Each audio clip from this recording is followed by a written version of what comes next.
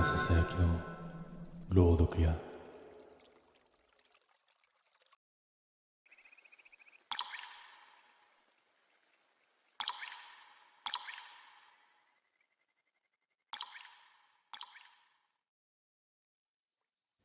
あれは俺がまだ20代の頃の話だ。今でも山を見ると最初に思い出すのは景色じゃない。湿った土の匂いでも杉の葉が擦れる音でもない。あの時見た木と木の間に何本も張られていた色あせた赤い紐だ。ただの立ち入り禁止の目印だと思っていた。観光客よけの脅し文句みたいなものだとあの時は本気でそう思っていたんだ。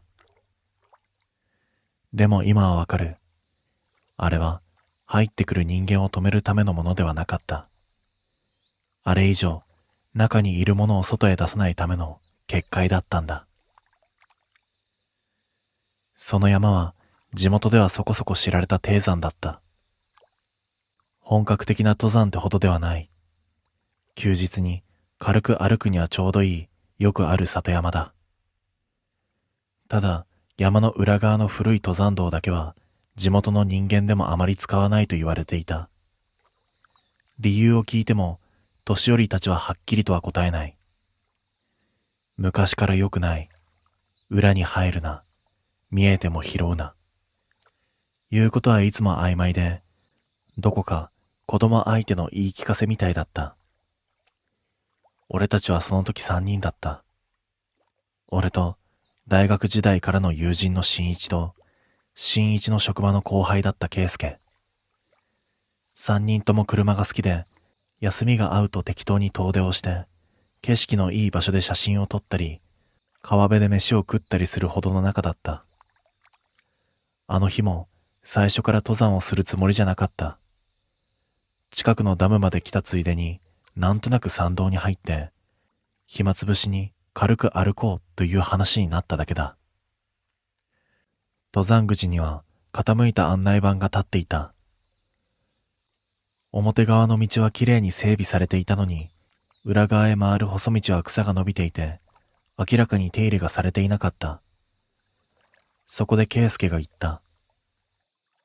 こういう使われていない道の方が、なんか面白そうじゃないですか？新一は笑っていた。俺もその時は止める理由がなかった。道が荒れているだけで別に私有地でもない。少し進んで危なそうなら戻ればいい。そういう軽い気持ちだった。10分ほど歩いたところで道の空気が変わった。風が止んだとか、急に寒くなったとか、そういう階段じみた変化ではない。もっと妙で、もっと説明しにくい違和感だった。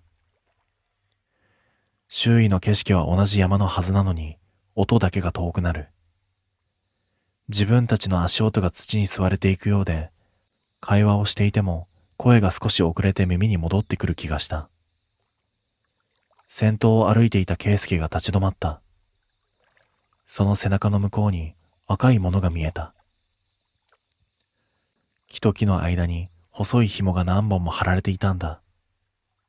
胸の高さ、腰の高さ、膝の高さ。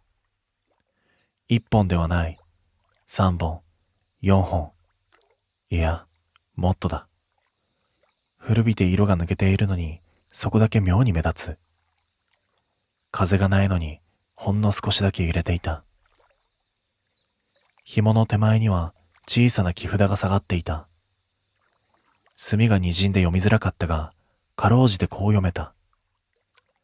入るな、触るな、またぐな。新一が、なんだこれと笑った。圭介はもっと露骨にバカにしていた。いや、逆に雰囲気ありすぎでしょ。こんなの見たら入ってみたくなるじゃないですか。だが俺はあまり気乗りがしなかった。その場所だけ明らかに人の手が入っている。誰かがわざわざ紐を張って札まで下げているんだ。冗談半分で荒らしていいような感じではなかった。やめとけって、普通に感じ悪いだろ。そう言ったんだが、圭介はもう一歩前へ出ていた。振り返ってヘラヘラ笑いながら言う。こういうのって地元のジジババが勝手にやってるだけですよ。山の神様がどうとか、そういうやつ。その言い方に新一までつられて笑った。二人とも怖がっている俺をからかうつもりだったんだろう。圭介は靴の先で赤い紐を軽く持ち上げると、そのまま中へと踏み込んだ。その瞬間耳の奥で糸が切れるみたいな音がした。パツンと。実際に紐が切れたわけではない。でも確かにそういう音がしたんだ。俺は反射的に周囲を見たが何も変わってはいなかった。山は静かなままだし、赤い紐も張られたままだった。ほら、何もない。圭介はそう言って笑った。新一も肩をすくめてその後を追った。俺だけ残るのも気味が悪くて、結局俺もまたいでしまった。中に入った先はただの林ではなかった。まず空気が妙に湿っていたんだ。さっきまで乾いた土の道だったのに、その内側だけ何年も日が差していないみたいに地面が黒かった。そして少し進むと小さな塚のようなものがいくつもあった。人の膝ほどの高さに石が積まれている。一つや二つではない。左右に散らばるように10以上はあったと思う。墓には見えない。祠でもない。ただ石が積まれていて、その上に細い枝や乾いた花の残骸みたいなものが置かれていた。それは古い供物の跡にも見えた。新一が急に息を潜めた。これ、なんか嫌だな。さっきまで笑っていたのに、その時だけは真顔だった。俺も同じことを思っていた。ここは人が遊び半分で入っていい場所ではない。見てはいけないものを見てしまったような気がして、喉の奥が苦くなった。その空気を壊したのは、やはり圭介だった。あ、これすげえ。そう言って、一つの塚の前にしゃがみ込んだ。見ると、親指の先ほどの白い石が挟まっていた。河原にあるような丸い石ではない。どこか骨みたいに白くて、表面に赤茶けた筋が走っている。お守りみたいで良くないですか？これ。俺はゾッとした。その石は妙に生っぽかった。石なのに乾いたものには見えない。長く空気に触れていたものではなくて、ついさっき土の中から掘り出されたみたいな変な湿り気を感じた。ダメだ、置けよ。思わず強い口調になった。新一も、やめろって、と言った。でも圭介は面白がって笑うだけだった。だって、こんなのどう考えても作り物じゃないですか。ほら、パワーストーン的な？そう言うと、あいつは白い石をつまみ上げ、そのままポケットに入れた。その時どこからか、かすかに鈴の音が聞こえた。チリン、チリン。近くではない。もっと奥の方から風に乗って流れてくるみたいな細くて弱い音だった。でも、それが合図みたいだった。さっきまで止まっていた風が急に木々の間を抜けた。腐った葉と湿った土の匂いが一気に立ち上がって、俺はたまらず、帰ろうと言った。帰り道で俺たちはほとんど喋らなかった。圭介だけが時々、なんかガチっぽくって逆に受けましたね。みたいなことを言っていたが、新一も俺もまともには返さなかった。赤い紐のところへ戻ったとき、木札がさっきと少し違って見えた。最初は墨が滲んでいたはずなのに、その時だけは妙にはっきりと読めた。持ち出すな。俺は足を止める。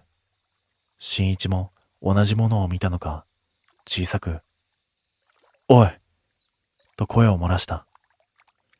だが圭介は、そんな札は見えていないみたいに、そのまま紐をまたいで外へ出た。俺たちも慌てて後を追った。その日の夜、新一から電話が来た。普段は用事がなければ連絡なんてよこさないやつだから、珍しいなぁと思った。出ると開口一番、変なことを聞かれた。お前さっき、圭介の家に行ったか？行くわけがない。解散してからずっと、俺は自分の部屋にいた。いや、行ってないけど。そう答えると、新一は少し黙ってから言った。今、あいつから電話があってさ、玄関の前に、お前が立ってるって言うんだよ。俺は何を言っているのかわからなかった。何を言っているの？と聞くと、新一は妙に早口になった。ドアスコープを覗いたら、お前が下を向いて立ってるって。でも、電話に出てるのはお前だろ？じゃあ、外にいるの誰だって話になってさ。背中が冷えた。ふざけてるんじゃないの？ああ、俺もそう思った。でもあいつ、笑ってなかったんだ。その時新一はさらに妙なことを言った。圭介の部屋の前に立っていた俺は、しばらく動かなかったらしい。それから玄関のドアを軽く3回叩いて、ボソボソっと何か言ったという。新一は、その言葉をそのまま伝えてきた。返せって。翌朝圭介からも連絡が来た。内容は、もっと気味が悪かった。夜中の2時頃寝ていたら、胸の上に何か重いものが落ちてきたらしい。驚いて飛び起きて電気をつけると、布団の上に小さな石が3つ並んでいた。どれも庭石みたいな普通の石ではない。土で汚れた白っぽい石で、表面に赤い筋が入っていた。ポケットに入れたはずの石は、机の上に置いてあった。だがそれとは別に、同じような石が3つ、胸の上に乗っていたそうだ。誰かが部屋に入ったんすかね？電話口でそう言っていたが、声は引きつっていた。冗談では済まないとさすがに分かったんだろう。俺はその日、仕事が手につかなかった。新一も同じだったらしく、夜に3人で会うことになった。圭介の顔色はひどかった。一日で人相が変わるなんてあるのかと思うくらい、目の下に濃いクマが落ちていた。会ってすぐ、あいつはスマホを差し出してきた。寝る前に何気なく撮った部屋の写真だという。そこには薄暗いワンルームの床が写っていた。テーブル、テレビ、カーテン、脱ぎ捨てた服、どれも普通だった。だが部屋の隅、カーテンと壁の間に何か白いものが見えた。最初は腕かと思った。細くて、長くて、関節がおかしい。人間の足のようでもあるが、骨張っていて、膝の向きが妙だった。そしてその先に小さな足がある。子供の足より細いのに、指だけが異様に長い。圭介は震える声で言った。これ撮った時、部屋に誰もいなかったんすよ。新一は何も言えなかった。俺も言葉が出なかった。写真の中のそれは、カーテンの向こうから部屋の中を伺っているみたいに見えた。それで結局、その場で決めた。石を返しに行くしかないと。翌日の朝、3人でまた山に向かった。晴れていたのに、山のふもとに近づくにつれて、空だけが灰色に濁っていた。登山口までは問題なく行けた。だが、あの裏道に入ってからがおかしかったんだ。歩いても歩いても赤い紐の場所につかないんだ。同じような杉林が続くばかりで、目印になる倒木も曲がった標識も出てこない。地図アプリは現在地を示しているのに、その点がじわじわと揺れ続けていて、まるで定まらない。1時間近く歩いたところで、圭介が急に立ち止まった。うつむいていた顔を上げたとき、俺は息を飲んだ。あいつの首の右側に赤い線が出ていたんだ。まるで赤い紐で締めたみたいに、一周ぐるりと跡がついていた。さっきから後ろで何か引っ張るんすよ。圭介はそう言った。自分の首を押さえながらかすれた声で続ける。立ち止まると緩むんですよ。でも歩くとまた締まる。もうその時点で引き返すべきだったのかもしれない。でも石を返さなければもっとひどいことになると三人とも半ば思い込んでいた。さらに進むと突然視界が開けた。そこは昨日の場所だった。黒く湿った地面、点々と並ぶ石の塚、そして木と木の間に張られた何本もの赤い紐。俺たちはやっとほっとした。戻れたと、その時は本気でそう思っていた。だが近づいた時、違和感に気づいた。なんと、塚の数が増えていたんだ。昨日見た時より明らかに多い。しかもそのうちの一つは、積み上げられた石が崩れていて、何かが足りないように見えた。圭介がポケットから白い石を取り出した。手が震えていて何度も落としかけた。これ、ここに戻せばいいんですよね。誰に聞くでもなく言って、塚の前にしゃがみ込む。そして石を元の位置らしき隙間へと押し込んだ。その瞬間、山のどこかで低く鈴が鳴った。チリンじゃない。もっと大きくて重い音だった。社の本坪鈴を遠くで一度だけ鳴らしたような音。ゴーッと風が吹いた。赤い紐が一斉に揺れる。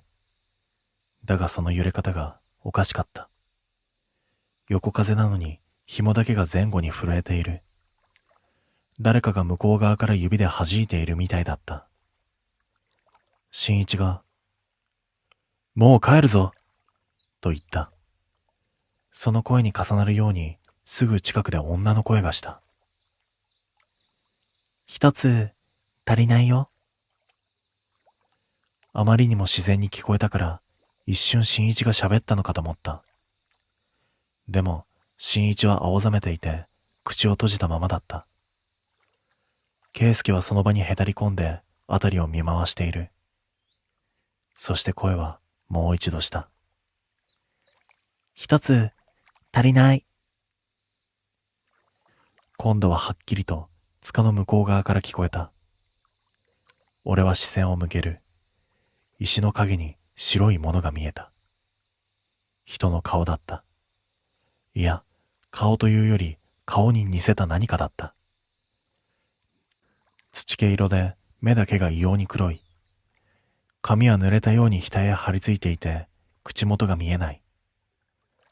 首から下は塚の向こうに隠れているのに妙に近い。距離感が狂う。そこにいるはずなのに輪郭だけが遠いんだ。圭介が叫んだ。叫びながら立ち上がり、後ろへ下がろうとした。その途端、足元の赤い紐が引っかかって転んだ。尻餅ではない。何かに足首をつかまれて引かれたみたいに真後ろへ倒れた。俺と新一で駆け寄ろうとしたが、その前に圭介が喉を押さえてのたうち回り始めた。首の赤い跡が目に見えて深くなっていく。皮膚の下へ細い紐が食い込んでいくみたいだった。苦しい、苦しい。ねえ、取ってくれよ。俺は圭介の首に手をやった。何もない。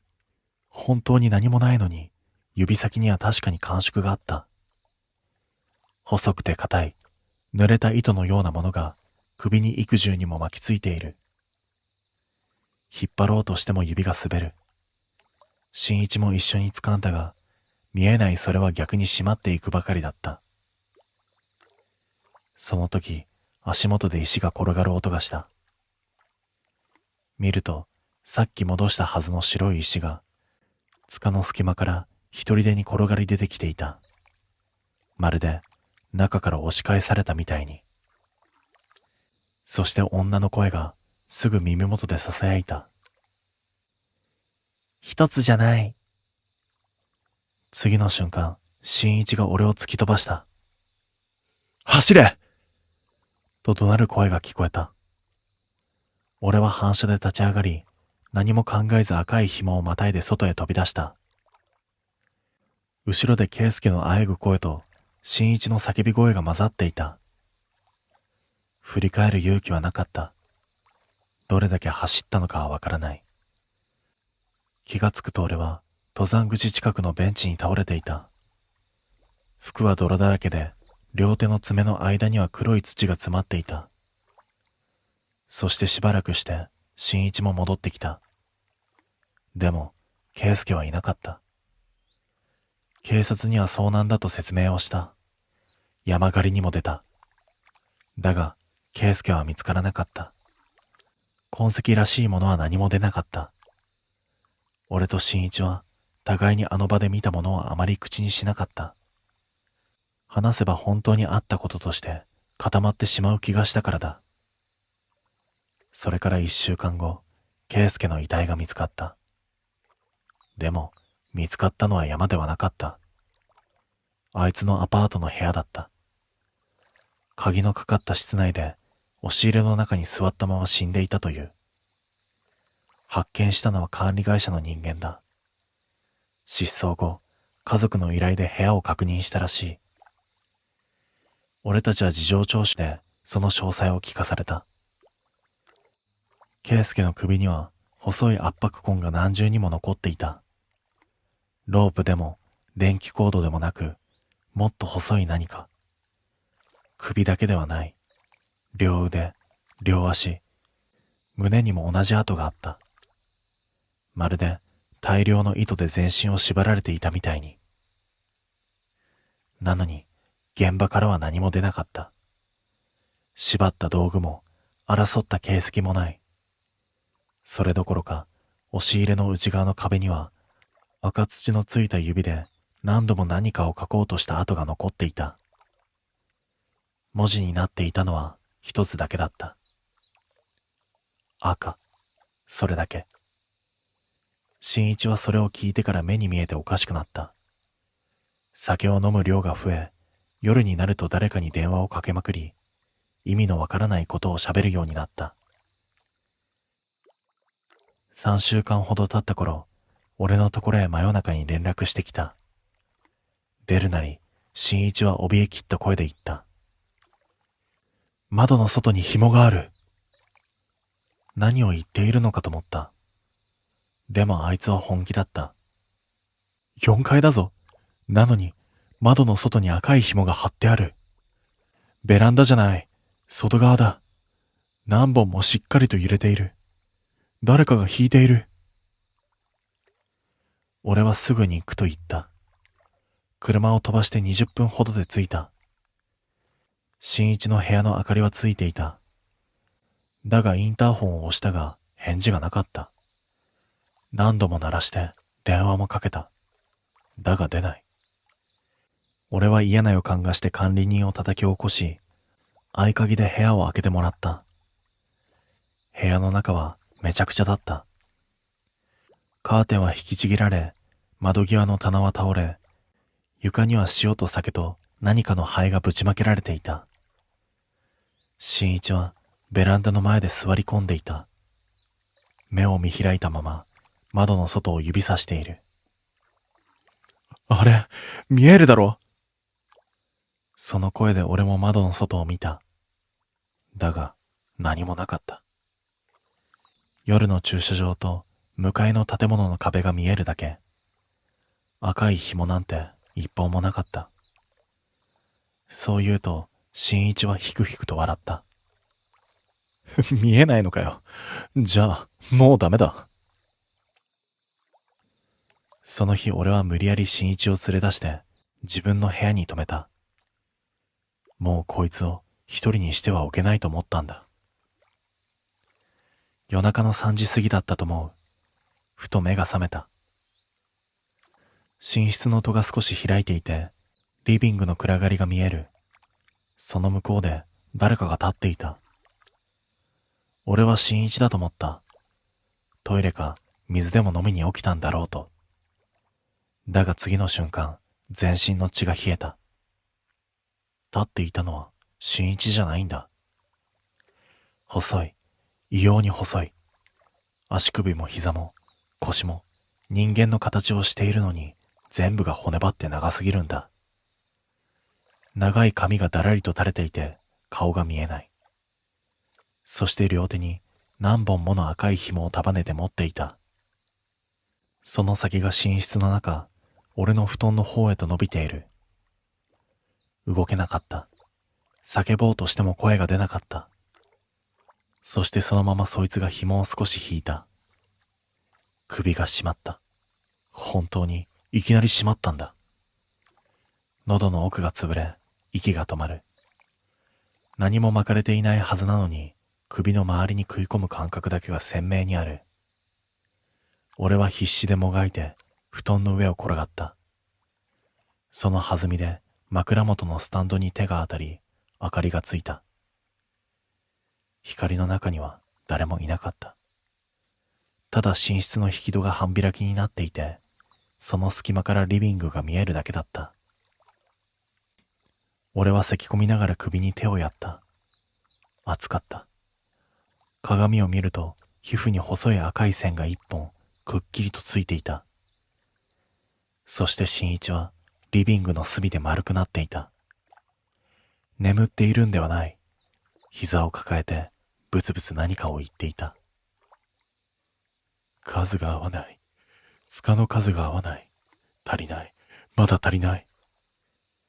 そして翌朝、新一は消えた。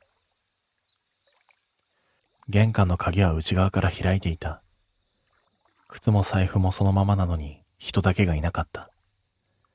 警察に届け出を出しても本気で取り合ってはもらえなかった。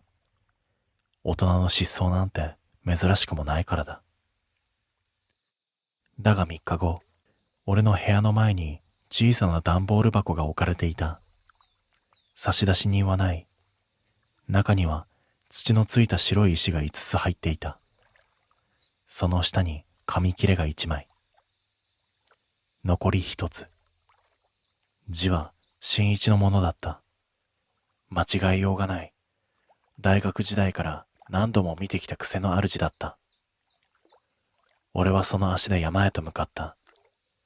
もう警察とか神社とか寺とかそういう理屈じゃ間に合わないと思った。終わらせるなら自分で行くしかなかった。山は静かだった。あの日と同じように裏道は薄暗く誰にも会わなかった。赤い紐の結界は今度はすぐに見つかった。まるで向こうから待っていたみたいに。木札には何も書かれていなかった。白く削れた板がぶら下がっているだけだ。俺は箱の中の石を持って中へ入った。塚は増えていた。数えたわけではないが、20どころではなかったと思う。林の奥までずっと小さな石の山が並んでいる。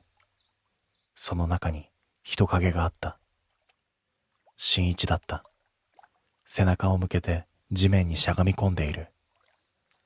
服は泥だらけで肩がひどく細く見えた。俺が名前を呼ぶとゆっくりと振り向いた。だが顔が新一じゃなくなっていた。目の周りが落ちくぼみ、唇はひび割れ、頬の肉がそげている。何日も飲まず食わずで山をさまよった人間の顔ではない。もっと別のものに近づいた顔だった。それでも口元だけは笑っていた。来ると思ってた。声も新一だった。俺は泣きそうになりながら近づく。でも、あいつは手を挙げて止めた。そこから先、来るな。何言ってんだよ。帰ろう。石なら返す。全部返して、もう終わりにしよう。そう言うと、新一は首を横に振った。違うんだよ。その一言で空気が変わった。背後の塚の間から何十という気配が立ち上がった。見なくてもわかった。石の一つ一つの下に何かがいる。返すんじゃ足りない。代わりがいるんだ。新一はそう言って自分の胸を指で叩いた。その指先には何本もの赤い紐が絡みついていた。皮膚の下へと食い込んで肉と一緒になっているみたいだった。圭介が持って行ったのは石じゃないんだ。あれ、数なんだよ。ここに積んであるの、墓でも供養塔でもない。逃がさないための数なんだ。意味がわからなかった。だが新一はもう説明をする気もなさそうだった。昔、この山で消えた奴らがいたんだってさ。人か、神か、もう何かわからない奴ら。だから外に出ないように、一人につき一つ石を置いたんだ。数を合わせて、ここに縛った。だけどあいつは、それを持って帰った。だから足りなくなった。その時鈴が鳴った。今度はすぐ近くで耳を刺すように高い音だった。塚の間から白い手がいくつも出てきた。痩せ細って土に汚れた指先。その手が石を押しのけ地面をかく。林のあちこちで同じように土が盛り上がった。俺は足がすくんだ。逃げなければと思うのに膝が動かなかった。そして新一は静かに言った。お前はまだ一回だけ助かる。何言ってんだ。俺が数になる。そう言ったあいつは笑った。笑いながら自分の首に巻きついた赤い紐を両手で掴んだ。見る間に首の皮が裂け、血が滲んだ。それでも新一は力を込めた。だから、お前は二度と山に入るな。赤いものをまたぐな。石を拾うな。あと、夜にドアを3回叩かれても、絶対に開けるなよ。やめろ！叫んだ瞬間、周りの塚が一斉に崩れた。石が転がり、白い顔が土の下からいくつも覗いた。目だけが黒い。口元がない。いや、口があるはずの場所に赤い紐が何重にも縫い付けられている。そいつらが音もなくこちらを向いた。新一が最後に何かを言った。でも、それは聞こえなかった。山中で鈴が鳴り始め、木々が揺れ、赤い紐が宙を走る蛇みたいに跳ねたからだ。俺は気がついたとき、結界の外に倒れていた。夕方だった。服のポケットには白い石が一つ入っている。これはどうしても捨てられなかった。捨てようとすると指が動かなくなる。川に投げても翌朝には机の上に戻ってきている。神社に預けようとしてもその日だけはなぜか閉まっている。そしてそれから何年も経った。俺は引っ越しを繰り返す。赤い紐のようなものが視界に入る場所を避けて生きているんだ。祭りも神社の飾りも工事現場の規制テープもダメになった。夜、ドアを3回叩く音がすることがある。出ないようにしている。だけど一度だけ覗き穴を見てしまったことがある。誰もいなかった。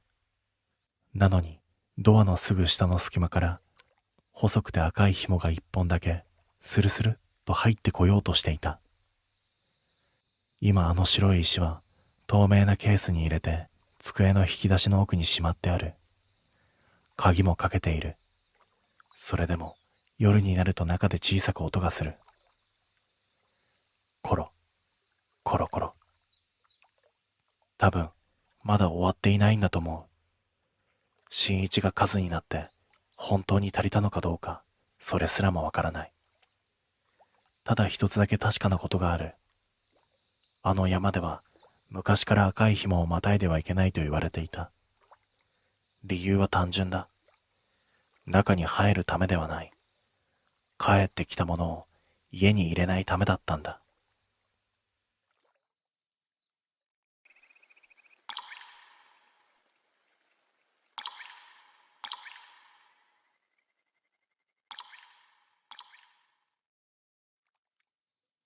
僕がその村に引っ越してきたのは秋の終わり頃だった。父さんの仕事の都合で町のアパートを引き払って山の中の古い村へと移ることになったんだと母さんは言っていた。僕は正直嫌だった。前の学校には友達もいたし、コンビニも公園も本屋さんもあった。でも新しく行く村にはそういうものがほとんどないらしかった。引っ越しの日、車の窓から見えたのは山ばっかりだった。どこまで行っても木があって、道は細くて、途中からガードレールもなくなった。その道をずっと進んだ先に、ようやく家が見えてきた。古い瓦屋根の家が何軒も並んでいて、畑があって、道端には背の高いすすきが揺れていた。夕方の光が村中を黄色くしていて、綺麗といえば綺麗だったけれど、なんだか昔の写真の中に入り込んでしまったみたいだった。村の入り口には木の看板が立っていた。歓迎、月ヶ沢へようこそ。そう書いてあった。その下に小さく白い字で、現在の人口108人と書かれていた。僕はその数字を見てなんとなく覚えた。108人。少ないな、と思った。クラス4つ分しかいない。でもその時はそれだけだった。村の人たちは僕らを随分親切に迎えてくれた。家の前まで何人も出てきて、野菜だの漬物だのを持ってきてくれる。年寄りも多かったけれど、みんなニコニコしていて、母さんはすぐに安心したみたいだった。いい人たちばかりでよかったわね。そう言って、もらった大根を台所へと運んでいた。父さんも、これなら静かで仕事に集中できる、と機嫌が良かった。でも僕は、その日から少しだけ変だと思っていた。村の人たちはみんな親切なのに、誰も長く僕の顔を見ないんだ。はじめまして、と言ってくれる。頭も撫でてくれる。笑いかけてもくれる。でもその後すぐに、ふっと目をそらすんだ。まるで、あんまりはっきり覚えないようにしているみたいに。それと、子供が少なかった。引っ越しの手伝いに来ていた人たちの中にも、子供は一人もいなかったし、家の前の道にも遊んでいる子供の声が全然しなかった。村の規模を考えたら、もっといても良さそうなのに。この村って子供いないの？荷物をほどきながら聞くと、母さんは段ボールの中を見たまま答えた。いるわよ。学校もちゃんとあるって聞いてるし、人数は少ないんじゃない？その言い方は軽かったけれど、僕はなんとなくそういう少ないって感じじゃない気がしていた。いるけど見かけない、そうじゃなくて、最初からあまりいない、そんな感じがした。次の日、僕は父さんと一緒に村の学校へと行った。月ヶ沢小学校と書かれた木の表札が門のところにぶら下がっていて、校舎は思ったよりもずっと古かった。窓ガラスがところどころ曇っていて、廊下を歩くと、ミシッ、ミシッとなった。先生は優しい人だった。笑うと目尻にシワが寄る。細い男の先生で、僕を職員室に呼んでくれて、転入の書類を見ながら言った。じゃあ、今日から5年生だね。よかったよ。これで人数が合う。え？と聞き返すと、先生は一瞬だけ黙って、それから笑った。ああ、いやちょうどいい人数になったってこと。気にしなくていいよ。その、ちょうどいい人数っていう言い方が僕は少し気になった。5年生の教室には僕を入れて4人しかいなかった。男の子が1人、女の子が2人。教室は広いのに机の数は少なくて、なんだか歯が抜けた口みたいだった。みんな親切ではあった。名前を聞いてくれたし、どこから来たのかも聞いてくれた。でもどこか変だった。僕が、前の小学校では27人いたよ、と言ったとき、みんなほんの少しだけ顔を見合わせたんだ。それは驚いた顔ではなくて、そんなにいて大丈夫なの？というような変な顔だった。休み時間に、ユウトっていう同じクラスの男の子が僕に学校の裏を案内してくれた。畑や古い倉庫や誰も使っていないブランコのところを見せてくれた後で、校庭の隅に立っている掲示板を指さした。そこには行事予定と一緒に白い紙が貼られていた。現在の村の人口、108人。やっぱりその数字だった。これ、なんで貼ってあるの？僕が聞くと、ユウトはすぐに答えなかった。土をつま先でこすってから小さな声で言った。毎日変わることもあるから。毎日？うん。そんなに人出たり入ったりするの？そう言うと、ユウトは首を振った。その顔が少しだけ青く見えた。出たり入ったりっていうか、合わせるんだよ。何を？人数。そう言ってから、ユウトは、しまった、という顔をした。そしてそれ以上は何も話さなかった。そしてその日の帰り道、僕は村の家を一軒ずつ数えてみた。小さな家、大きな家、畑の脇の野屋みたいな家。でも途中でわからなくなった。道は途中で分かれているし、山の方にも家があるらしかったからだ。ただ、どの家の前にも小さな木札みたいなものがかかっているのが見えた。家の名字が書かれてある札。でも中には何も書いていない真っ白な札をかけた家もあった。そのことを父さんに話すと、昔から風習でもあるんだろう。と、あまり気にしていない様子だった。母さんも、こういう村には、こういう村のやり方があるのよ、と言った。でもその夜、夕飯の時に村長さんが挨拶に来た時、僕は変なことを聞いてしまった。村長さんは背の低いおじいさんで、ずっとニコニコしていた。父さんと母さんに向かって、村のこと、畑のこと、冬の雪のことなんかを話していたけれど、帰り際に、ふっと真面目な顔になって、こう言ったんだ。月の終わりには、寄り合いがあります。新しく来たうちにも、決まりは聞いておいてもらわんと。父さんが、決まりですか？と聞くと、村長さんはうなずいた。この村は、昔から人数を合わせて暮らしてきました。ここで生きるなら、それだけは守ってもらわんと困る。その言い方は笑ってはいなかった。父さんも母さんもその場で曖昧にうなずいていた。でも、その後二人とも少し黙っていた。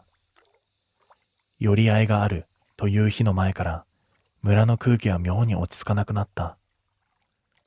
大人たちは夕方になると早く家へ入るし、学校でも先生が何度も時計を見ていた。給食の後、先生は教室の前に立って僕らに言った。今日は放課後、まっすぐ家に帰ること。道草しないでね。あと、夜に外へ出ないこと。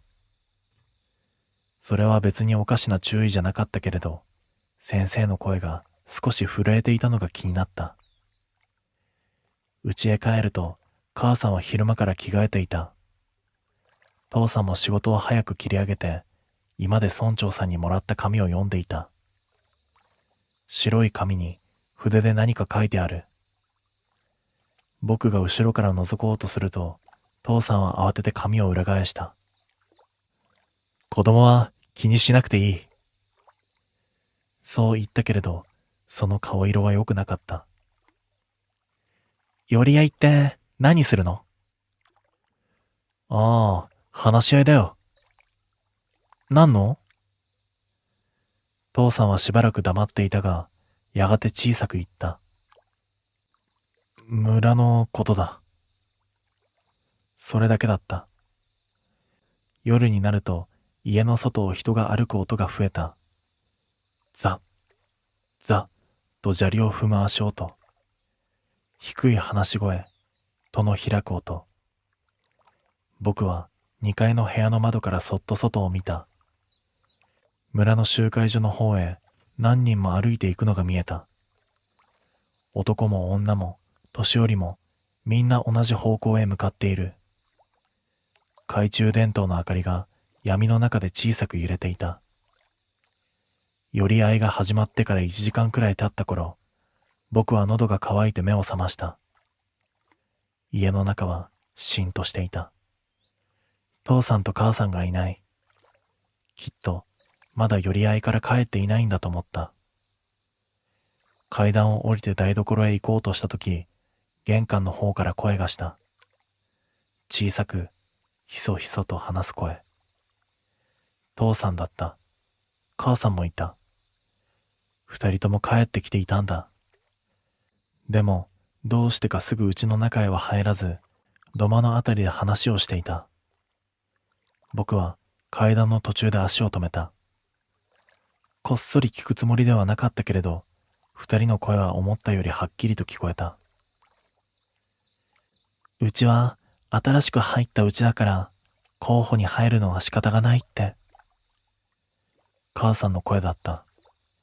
泣きそうな押し殺した声だった。父さんが答えた。でもまだ来たばかりだぞ。そんなの関係ないって言われたじゃない。今月は109人だから一人減らさなきゃいけないって。僕の胸がドクンとなった。109人、一人減らす。よそのうちからにしてもらえないの？無理だ。順番だと言っていたじゃないか。順番って人を減らすのに順番って何よ？母さんの声はかすれていた。父さんはしばらく黙って、それからものすごく小さな声で言った。多数決になる。その瞬間、自分の足の裏が冷たくなるのが分かった。何の話をしているのか、すぐには理解ができなかった。したくなかったと言った方が近いのかもしれない。でも次の母さんの言葉で嫌でも分かった。候補は4人分だって言ってたわね。4人。父さん、母さん、そして僕。いや、もう一人は誰だ？そう思ったけれど、すぐに気づいた。姉ちゃんだ。姉ちゃんは今、中学の寮に入っていて、このうちにはいない。でも、家族の人数には入っている。候補は4人分。その中から1人を減らす。僕は息を止めたまま階段の影にしゃがんだ。玄関で髪の擦れる音がした。父さんが何かを広げたらしい。村長のところで書いた表だ。見せて。それからしばらく沈黙があって、それから母さんが、あっと短く息を飲んだ。嘘。俺もまだ信じられん。どうして？子供だからだろ。その一言で世界がぐらっと揺れた気がした。母さんが小さな声で泣き出した。でも父さんはそれを止めなかった。村の決まりなんだ。ここで逆らったら家ごと出ていけなくなる。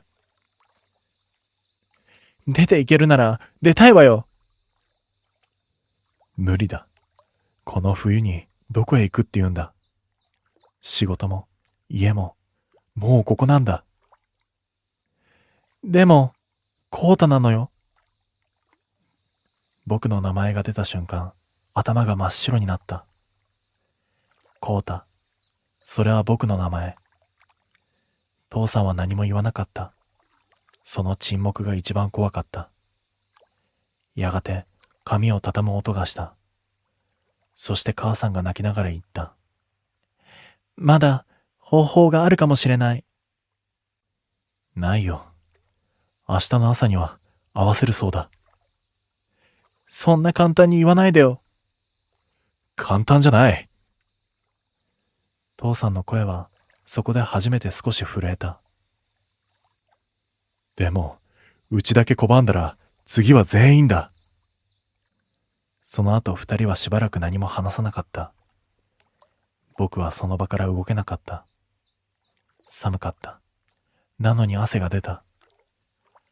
ようやく二人が家に入ってきた気配がしたとき、僕は音を立てないように2階へ戻って、布団の中へ潜り込んだ。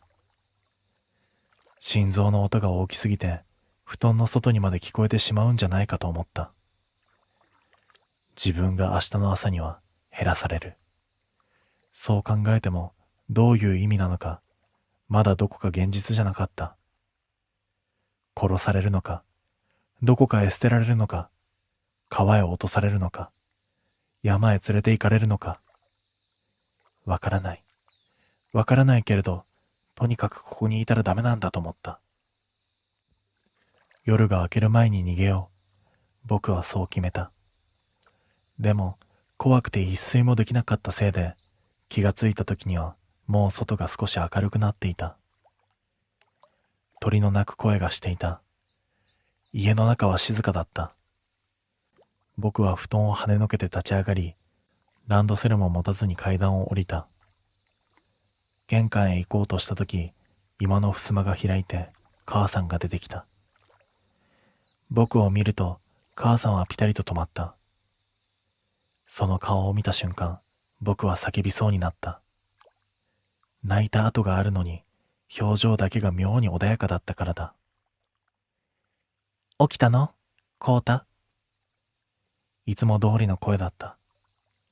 僕は一歩下がる。どこ行くの？学校。自分でもびっくりするくらい普通の声が出た。母さんは少しだけ首をかしげた。その仕草が昨日までと全く同じで余計に怖かった。あらそう？じゃあ朝ごはん食べていきなさい。台所から父さんの声もした。早くしろよ。遅れるぞ。その声も普通だった。あれを聞いたのは夢だったのか、そう思いたくなった。でも夢じゃないとすぐにわかる。食卓には3人分の朝ごはんが並んでいた。父さんの分、母さんの分、そしてもう一つ、僕の席の前に置かれた茶碗。それなのに、母さんは僕を見るたびに、ほんの少しだけ目を細める。それは、初めて会った人の顔を確認するみたいに。父さんもそうだった。目が合う。でもすぐにそらす。まるで覚えないようにしているみたいに。僕のことわかるよね？思わずそう言うと、母さんは箸を持つ手を止めた。何言ってるの？変なこと言わないの。その返事はいつも通りだった。なのにそこには温度がなかった。朝ごはんを半分も食べられないまま僕は学校へと向かった。逃げればよかったのかもしれない。でも、どこへ逃げればいいのかわからなかった。村を出る道は一本しかないし、その道の先に何があるのかもしれない。それに、まだどこかで学校へ行けば何か変わるかもしれないと思っていた。校門をくぐると、先生が玄関の前に立っていた。おはようございます。そう言って頭を下げたのに、先生は不思議そうな顔で僕を見た。君、どこの子だい？足が止まった。え？保護者の方は？先生の声は本気だった。冗談ではなかった。僕、昨日からこの学校に。そこまで言って言葉が喉に詰まった。昨日、確かに自分の机があったはずの教室を除く。机は3つしかなかった。優斗がいた。女の子も2人いた。でも、僕の席だけがなくなっていた。教室の後ろのロッカーも見た。自分の名札がない。連絡帳もない。上履きの入っていたはずの棚にも空いた場所なんてなかった。先生はだんだん困った顔になる。君、名前は？名前、僕は口を開いた。あれ？その先が出てこなかった。こうた。そう言おうとしたのに、舌がうまく動かなかった。自分の名前なのに、急に遠くなっていたんだ。何度も呼ばれていたはずなのに、音の形がぼやけていく。先生は心配そうに僕を見ていた。でも、その目の中には、昨日僕に向けたはずの記憶が一つもなかった。そして僕は学校を飛び出した。走って、家まで戻った。息が苦しかった。喉も痛かった。でも止まれなかった。家の戸を開けると母さんがいた。声は震えた。母さんは振り返って僕を見る。それからゆっくりと眉を寄せた。どちら様ですか？その言い方は冷たくなかった。本当に見知らぬ子供が入ってきたから驚いたという顔だった。母さん？そう呼んだ瞬間、母さんの顔がこわばった。誰のお家の子？勝手に入ってきちゃダメでしょ？その声に奥から父さんも出てきた。父さんも僕を見るなり、知らない子を見る顔をした。どうした？この子が急に入ってきて。父さんは僕に向かって困ったように言った。坊や、うちに何か用か？坊や、その呼び方が刃物みたいに胸に刺さった。父さん。僕がそう言うと、父さんの顔が少し険しくなった。いたずらはやめなさい。その言葉と一緒に家の中を見た。靴箱の上にあったはずの家族写真が見えた。それは去年、姉ちゃんが寮に入る前に撮った写真。父さん、母さん、姉ちゃん、そして僕。そのはずだった。でも写真には3人しか写っていなかった。父さんと母さんと姉ちゃん。その真ん中にあるはずだった僕の姿だけが最初からそこにいなかったみたいに綺麗に消えていたんだ。僕はふらふらと自分の部屋へと向かった。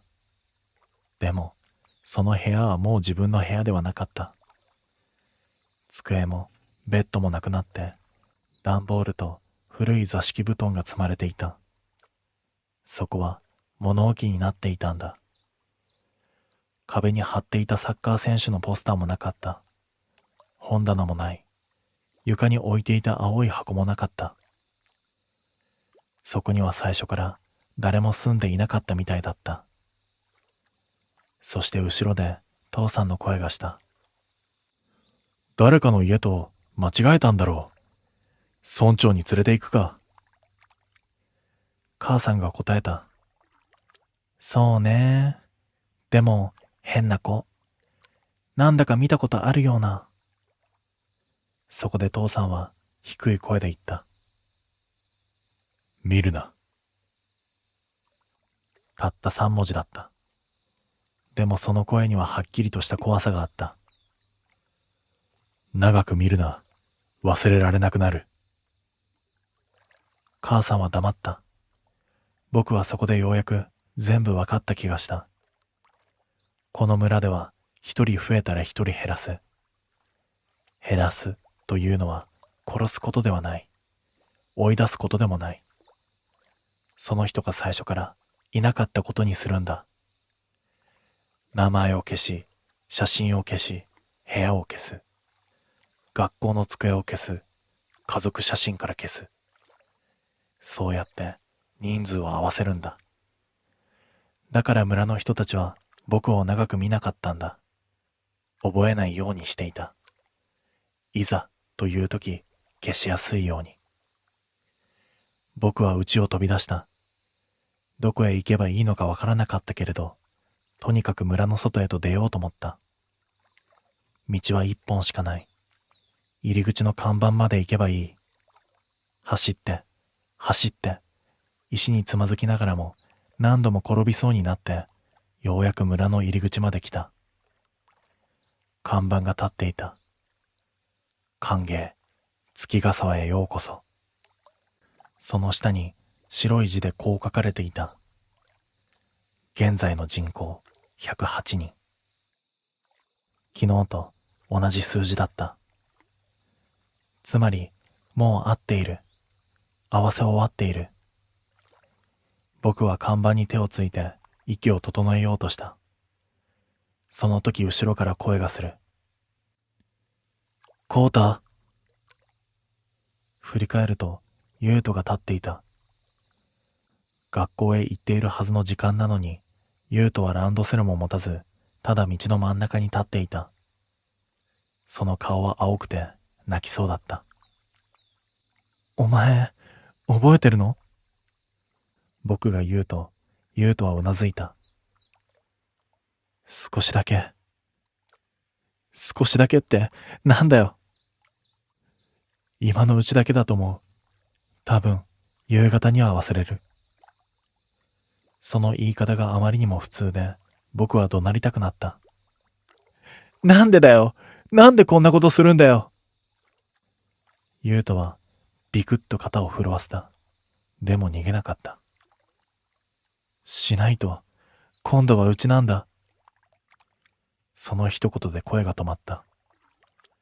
ユウトは唇を噛んで続ける。前はうちの姉ちゃんが候補に入った。だから父さんたち必死だったんだ。次に増えた時、よそから来たうちがあったから助かったって。そこから先はうまく言えないみたいだった。そしてユウトの目から涙が落ちた。みんな怖いんだよ。自分の家の誰かが消えるのが怖いんだよ。だから先に消すんだ。僕は何も言えなかった。正しいとか間違ってるとかそういうことではなかった。この村ではそれがもう当たり前になっている。誰かを消さなければ自分の家が消される。そうやってずっと続いてきていたんだ。村から出ればいいじゃないか。僕が言うと、ユウトは首を振った。出てもダメだよ。名前がないから。その言葉が胸の中に重く沈んだ。そうだ。仮にここを出られても、僕は誰にも自分を証明できない。学校の記録もない。家族も覚えていない。写真もない。名前すら、さっきからもう少しあやふやになってきている。昨日の夜、神社で紙を燃やしたんだ。何の紙？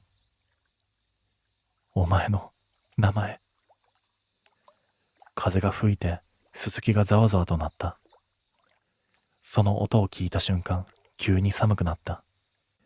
もう夕方みたいな寒さだった。名前を燃やすと、その人は村の外にいても帰る場所をなくすんだって。優斗はそこまで行って顔を伏せた。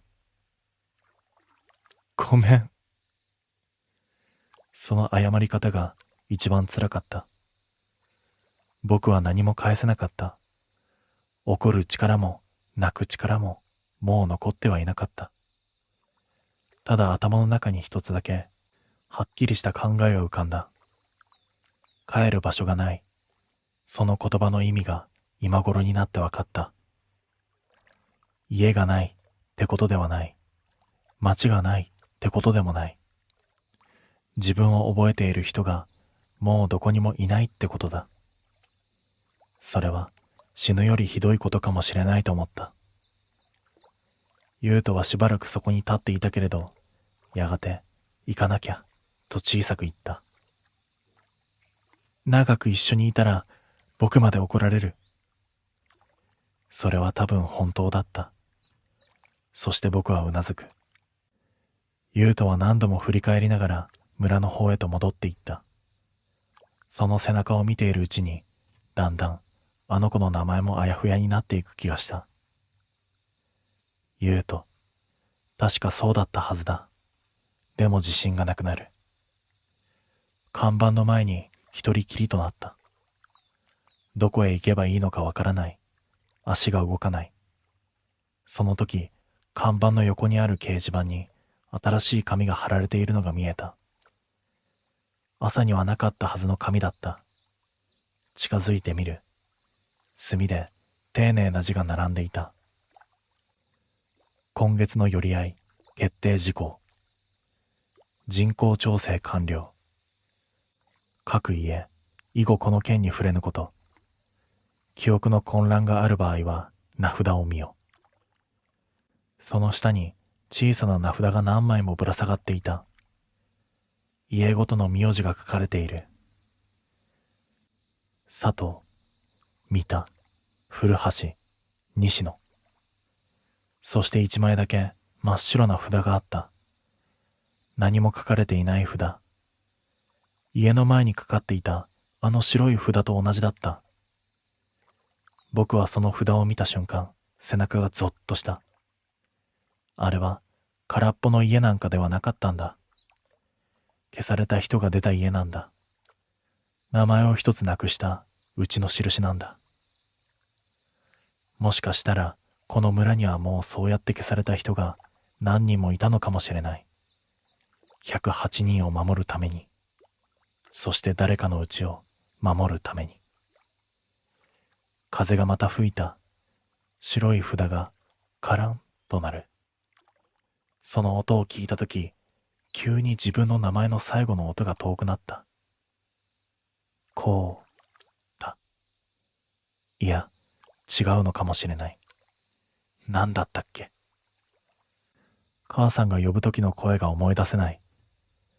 父さんが怒る時の言い方ももうぼやけている。僕は慌てて口の中で何度も自分の名前を言おうとした。でもうまくつながらなかった。喉の奥がカラカラになって声にならない。その時、村の方から昼のチャイムが鳴った。学校のチャイムと同じ音だった。山にぶつかって長く響く。僕はふと校舎の黒板を思い出した。朝、先生の後ろにかかっていた黒板。そこには日付と当番の名前と、もう一つ白いチョークでこう書いてあった。村の人口、現在108人。その数字の中に僕はいなかった。いないのにまだ立っている。いないのにまだ息をしている。いないのに誰にも見つけてもらえない。それが急にどうしようもなく怖くなった。僕は看板の前にしゃがみ込んで声もなく泣いた。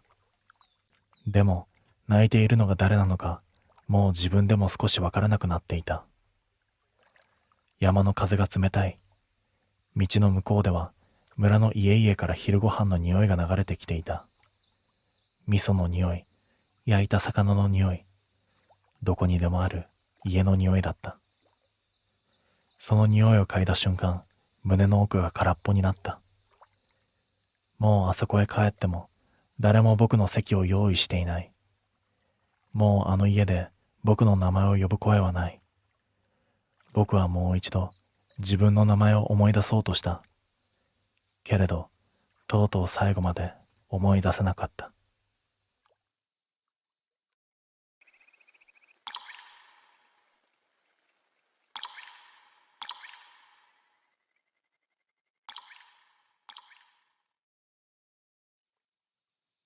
あの山には二度と入らないと決めている。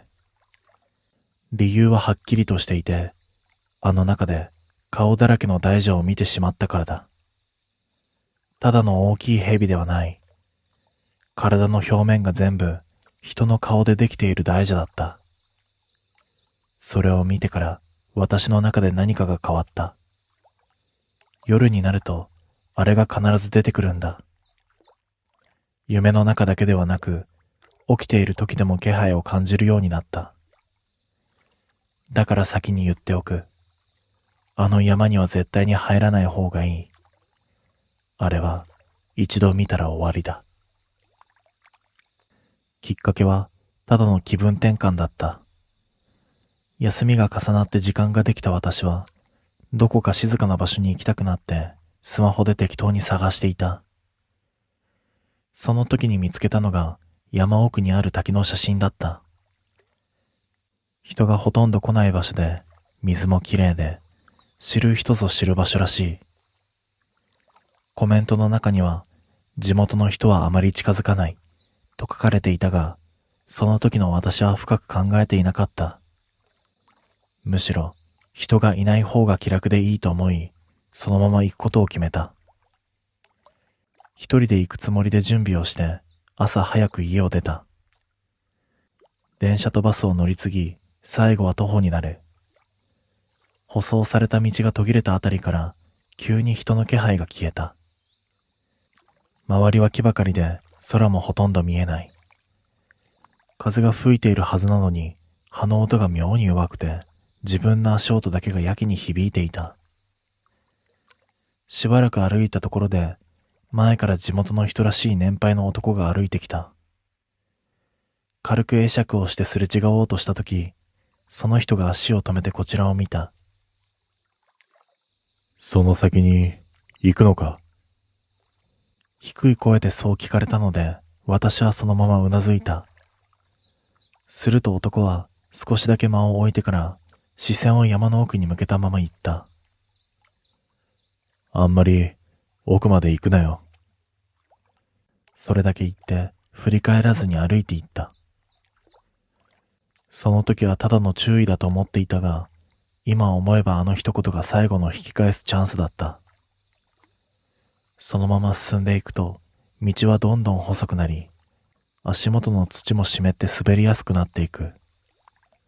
木の密度が増えて、昼のはずなのに周囲が薄暗くなり、少し先の景色もぼやけて見えるようになってきた。それでも引き返す気にはなれず、水の音が聞こえてきたことで、目的の滝が近いとわかり、むしろ足は自然と速くなっていった。あと少しで着く。そう思った瞬間、体が急に止まった。自分の意志ではない。足を前に出そうとしても、まるで見えない壁に当たったみたいに動かなくなった。水の音はすぐそこまで聞こえているのに、その一歩が出ない。理由はわからないのに、これ以上進んではいけないと体が勝手に判断しているようだった。しばらくその場に立ったまま息だけが浅くなっていく。そしてゆっくりと顔を上げた。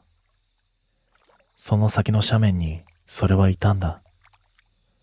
顔だらけの大蛇が静かにこちらを横切っていた。その大蛇は山の斜面を舐めるようにゆっくりと動いていた。木々の間をすり抜けるように進んでいるのに、枝が揺れる音も葉が擦れる音もほとんどしない。ただそこにあるまま移動しているような不自然な動きだった。長さも異常で、どこからどこまでが体なのかわからない。視界に入っているだけでも十分に長いのに、その先がまだ奥へと続いているのがわかる。そして何よりおかしいのは、その体の表面だった。鱗じゃなかった。近づいたわけでもないのに、はっきりとわかってしまう。あれは全部人の顔だった。一つ一つが違う顔で違う表情をしている。目を閉じている顔もあれば、口だけが開いている顔もある。笑っているように見えるものもあれば、苦しそうに歪んでいるものも混ざっていた。そのすべてが同じ方向を向いて並び、一つの大蛇の体を形作っていた。現実のものとは思えない光景なのに、夢のような曖昧さはなく、細部まで妙にはっきりとしている。視線をそらさなければと思うのに、目が外れない。体も動かないし、呼吸だけが浅くなっていく。その中のいくつかの顔がゆっくりと目を開いた。同時ではない。一つ、また一つと順番に開いていく。まるでこちらに気づいたものが次々と目を覚ましていくようだった。そしてその中の一つとはっきりと目が合った。その瞬間、頭の奥に直接声が響く。見たな。耳から入ってくる音ではない。内側から鳴るような声だった。次の瞬間、体の奥に何かが入り込んでくる感覚が走った。冷たいものでも重いものでもなく、生きているものが触れてくるような、はっきりとした違和感だった。そこでやっと体が動いた。反射的に後ろへ下がり、そのまま一気に走り出す。足場を歩く、何度も滑りかけながら、それでも止まることだけはしなかった。後ろを見る気にはなれなかった。見たら追いつかれる気がしたからだ。木に肩をぶつけても、枝が顔に当たっても、構わずただ来た道を戻り続けた。息が上がり、喉が焼けるように苦しくなっても、足だけは止めなかった。舗装された道に出たところで、ようやく足が止まった。その場で膝に手をつきながら、荒い呼吸を繰り返す。少しずつ周りの音が戻ってくる。風の音、遠くの車の音、普通の世界の音だった。私は恐る恐る振り返る。山は何も変わらない顔でそこにあった。あの大蛇の気配はどこにもない。音も動きも何も残っていなかった。その時は本気で助かったと思った。もう関わることはないと、そう思い込んでいた。でもその日の夜からだった。その夜、すぐに眠れるはずがなかった。布団に入って目を閉じるだけで、あの大蛇の姿がはっきりと浮かび上がる。顔が並んだ体、目の動き、視線が合った瞬間の感覚が何度も繰り返し頭の中で再生される。それでも体は限界で、気づかないうちに意識が落ちていた。次に目を開けたとき、私はまた山の中に立っていた。昼間に来た場所と同じはずなのに、光が弱く、空気が重く、音が一切しない。自分の呼吸だけがやけに大きく聞こえる。足元の土の感触も、湿った匂いも、そのまま現実と同じだった。夢だと分かっているのに、体は現実のまま動かない。そのまま視線が前へ引っ張られるように動き、斜面の奥を見た瞬間、逃げ場がないと理解した。あの大蛇が昼間よりも近い距離で、まっすぐこちらに向かってきていた。並んだ顔が一つ一つはっきりと見える。その中に混ざっているものが明らかに変わっていた。見覚えのある顔が増えている。友人、家族、何度も見てきた人の顔があの中に並んでいる。現実ではありえないのに、夢の中ではそれが自然に理解できてしまう。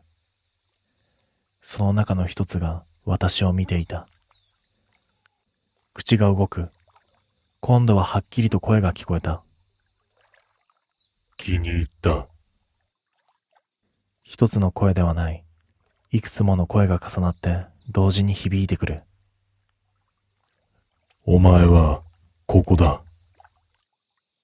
次の瞬間、体の奥に何かが入り込んできた。喉の奥をなぞるように、ゆっくりと上へ上がってくる感覚がある。息が詰まり、体が動かなくなった。声を出そうとして口を開いた瞬間、そこで目が覚めた。自分の部屋だった。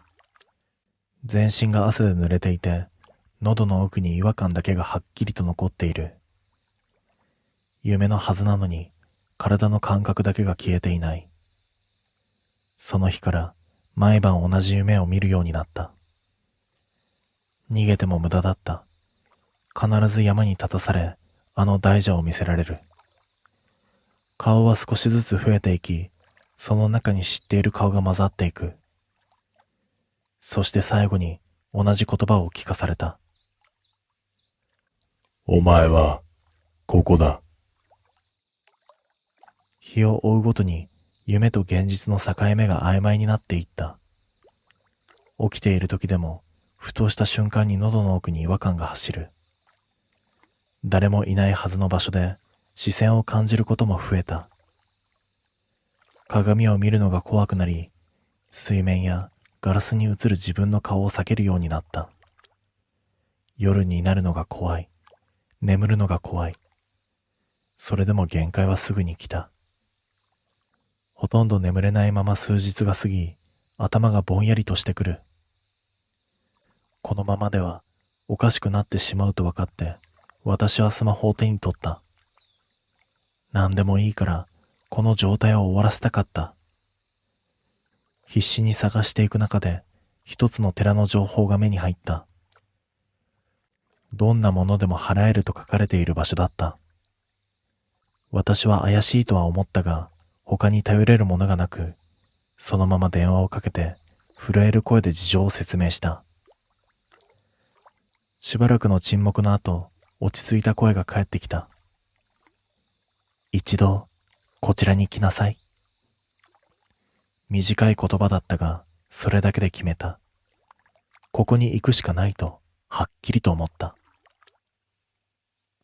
約束をした日にその寺へ向かった。山の中ではないが、周囲に人の気配が少ない、静かな場所だった。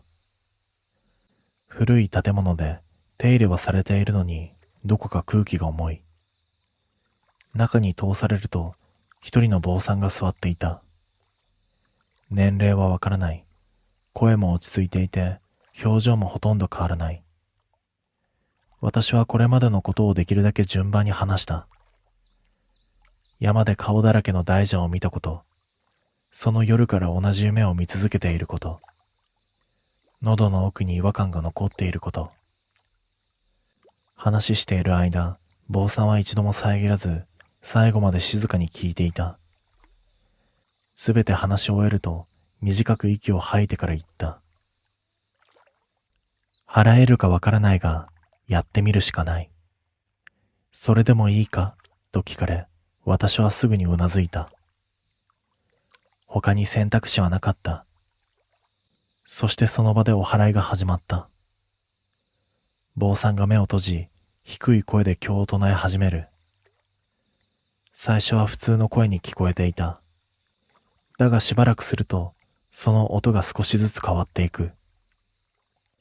同じ言葉を繰り返しているはずなのに、重なって聞こえる。一つではない、いくつもの声が混ざっているように感じる。その音を聞いているうちに、体が揺れ始めた。意識がぼやけて、視界の端が暗くなっていく。それと同時に、喉の奥にあの感覚が戻ってきた。何かがそこにいる。ゆっくりと上に上がってくる。止めようとしてもどうにもならなかった。そして息が詰まり、口が勝手に開いた。次の瞬間、黒い煙が口から溢れ出た。細い筋のような煙が空気の中で形を作っていく。絡まりながら一本の長い形になった。それははっきりと大蛇の形をしていた。あの時見た顔だらけの大蛇と同じ形だった。ただ顔は見えない。黒く塗りつぶされたように表面は何もわからなかった。それでもわかった。あれが私の中にいたものだと。煙の大蛇はゆっくりと空中を這うように動き、やがてその場から消えた。同時に体の重さが一気に抜ける。喉の違和感も完全に消えていた。私はその場に座り込んだまましばらく動けなかった。坊さんは何も言わず、ただ静かに座っている。やがて、終わったな、とだけ言った。私は何度も頭を下げてその場を後にした。その帰り道、久しぶりに普通に呼吸ができていることに気づいた。その夢もその日を境に見なくなった。日常がちゃんと戻ってきた。それから数日後、私はもう一度その寺を訪れた。お礼を言うためだった。あのまま何もせず終わるのがどうしても気になった。同じ道をたどって同じ場所に着く。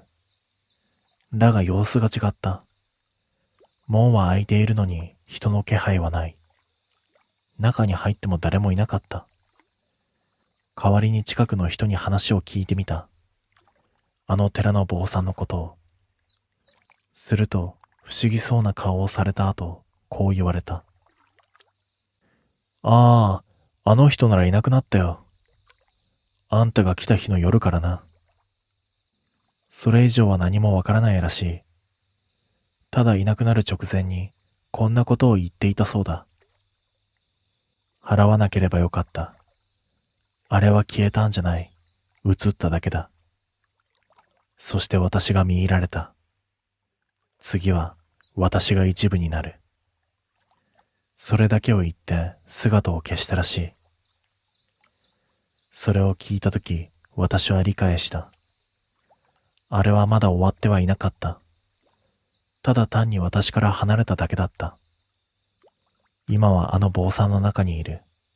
そして、いずれまた誰かに移る。もしまた山に入れば、今度は直接見つかってしまう。私に逃げ場なんかはない。次は、私があの中に並ぶ番になる。だから私は、もう二度と山には近づかない。あの大蛇に見つからないように。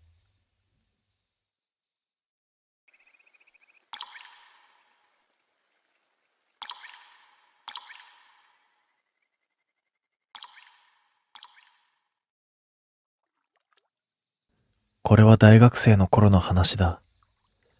俺は友人と二人で山へキャンプに行ったことがある。場所は地元でも有名な山だった。登山客も多く、昼間は普通のハイキングコースになっている。ただ一つだけ変な場所があった。山の奥に立ち入り禁止の林がある。木の柵が作られていて赤い看板が立っていた。そしてそこにはこう書かれていた。この先、禁足地。理由は書いていない。ただ入るなとだけ書かれている。その看板の前で地元の管理人らしい老人に会った。老人は俺たちを見るとすぐに言った。この先には絶対に行くなよ。笑いながら言ったわけではない。本気の顔だった。そして友人が冗談で聞いた。なんでです？老人は少し黙ってから言った。昔から入ってはいけないって決まっているんだ。それだけだった。理由は言わない。俺たちはそのまま山を登った。昼の山は普通だった。鳥の声が聞こえるし、空気も気持ちいい。ただ夕方になると雰囲気が変わる。急に静かになるんだ。風も止まる。山全体が息を止めているみたいだった。そして俺たちは山の途中の広場にテントを張った。焚き火をして飯を食って夜になる。その時友人が言った。なあ、さっきの金属地、ちょっと見に行かねえか。夜の山は真っ暗だった。ライトがないと何も見えない。でも看板の場所は近かった。俺は少し迷う。昼に会った老人の顔が頭に浮かぶんだ。でも友人は笑った。ちょっと見るだけだよ。柵の中に入らなきゃいいんだろ。結局俺たちはライトを持って歩き出した。夜の山道は昼とは別の場所みたいだった。足音だけが響く。やがてあの看板の場所に着いた。赤い看板。その奥に木の柵。ライトで照らすと林の中は真っ暗だった。奥が見えない。友人が言った。なんもないじゃん。その時だった。林の奥で白いものが動いた。人の形。木の間に白い影が立っていた。しかもこっちを見ている。林の奥に立っていた白い影は動かなかった。ライトの光が届く距離ではない。それでも人の形だと分かった。背が高くて細い。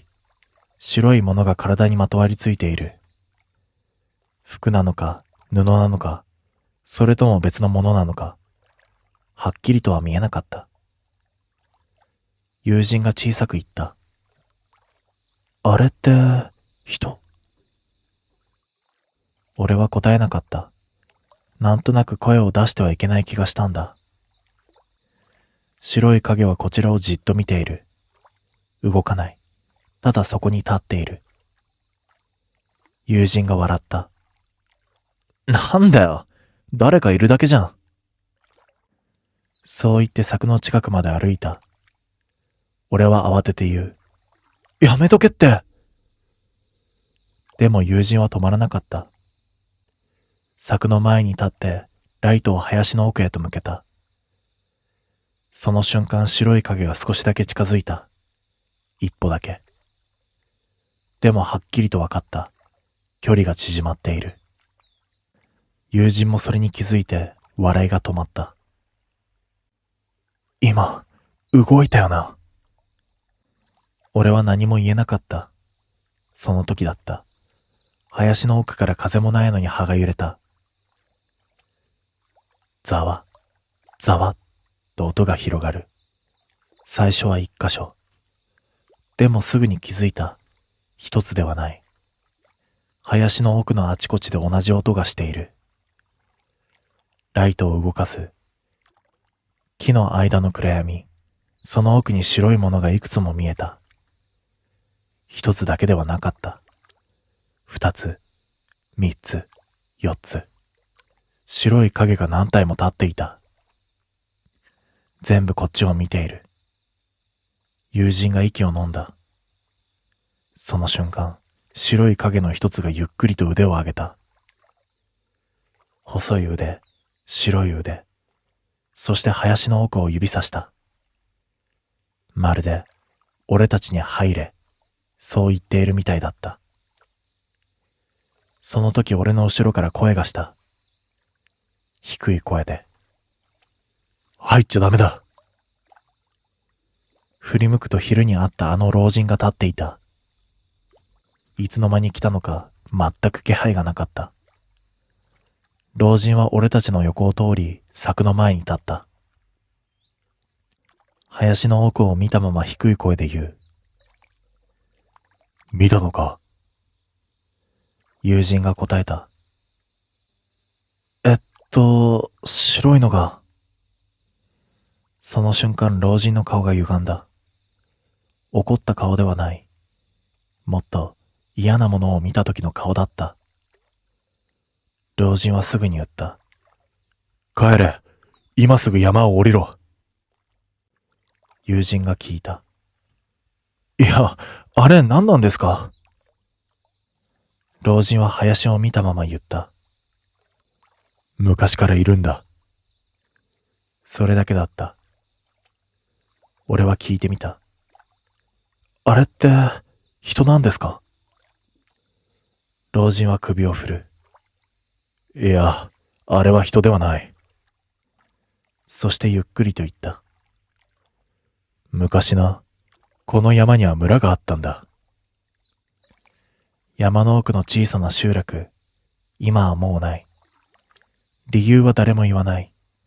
ただある日を境に人がいなくなった。村の後を調べに入った人が一人だけ戻ってきた。その人は言ったらしい。白いものが立っていた。家の前、道の上、山の中。全部の場所に白い影が立っていたそうだ。しかも全部こっちを見ていた。それを聞いた村はその場所を閉じた。誰も入らないように柵を作った。そして老人は小さく言った。だから禁足地なんだ。その時だった。林の奥から葉を踏む音が聞こえた。ザッ、ザッ。白い影が動いている。一体だけではない。何体も。ゆっくりと柵の方へと歩いてきている。白い影は止まらない。木の間を抜けて少しずつ近づいてくる。ライトを向けるとはっきりと見えた。白い布のようなものが体に巻きついている。顔は見えない。でも首の角度だけでわかる。全部俺たちを見ているんだ。老人が言った。目を合わせるな。動くぞ。その直後だった。一番前にいた白い影が柵のすぐ手前まで来た。そしてゆっくり腕を上げる。細い指。その指が柵の隙間を掴んだ。木の柵がミシッと音を立てる。老人がとっさに叫んだ。走れ！老人の声を聞いた瞬間、俺たちは走り出した。山道をとにかく下へと走る。暗い。ライトの光だけが地面を照らしていた。後ろなんかを見る余裕はない。でも足音だけは聞こえていた。ザッ、ザッ、ザッ。俺たちのものではない。もっと多い山の中を何人も走っている音。友人が叫んだ。やべえぞ、来てる！俺は振り向かなかった。振り向いたら終わる気がしたんだ。枝が頭に当たり、石につまずきそうになる。それでも走った。やがて山道の入り口の明かりが見えた。そこは駐車場だった。街灯の白い光が見えた瞬間、後ろの足音が止まった。急に静かになったんだ。俺たちはそのまま車まで走った。ドアを開け、すぐにエンジンをかける。車が動き出したその時、友人が小さく言った。なあ、あれ、見てみろ。バックミラーを見た。山道の入り口、そこに白い影が並んでいたんだ。何体も。しかも動いていない。ただ山の境目に立っていた。街灯の光の外、暗闇の中に白い影が並んでいる。全部こっちを見ていた。俺はアクセルを踏む。そのまま一気に山を降りた。それから二度とその山には行っていない。ただ数年後に聞いた話がある。あの山の金属地、柵が壊れていたらしい。誰かが中に入った形跡があった。警察も来た。でも中には誰もいなかったそうだ。ただ一つ変なものが見つかったらしい。林の奥の地面に白い布が何枚も落ちていたそうだ。それは古い布だった。その布には小さく字が書かれてあった。全部人の名前だった。そしてその名前の中に俺の友人の名前が一枚だけ混じっていたんだ。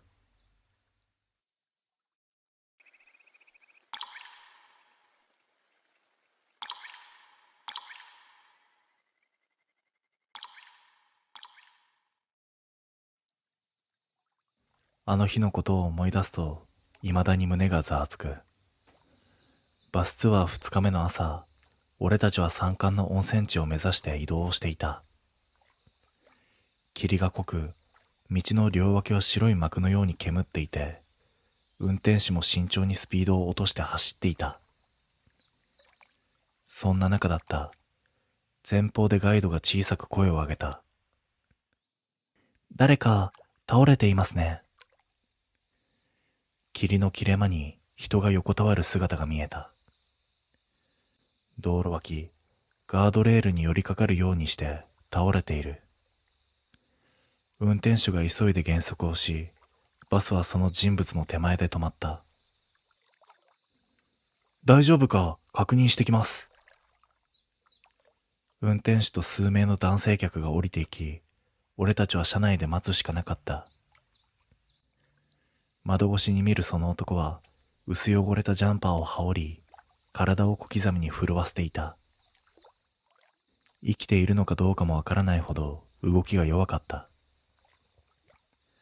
数分経った頃、運転手が戻ってきた。意識はあります。だが低体温みたいですね。バスで少し温まってもらいましょう。それを聞いた瞬間、車内に妙なざわつきが広がった。だが反対する理由もなく、乗客は前方に余っている席を空けていった。やがて男が運転手に支えられながら乗り込んでくる。その姿を見た瞬間、理由のわからない嫌な寒気が背中を走った。男はこちらを見なかった。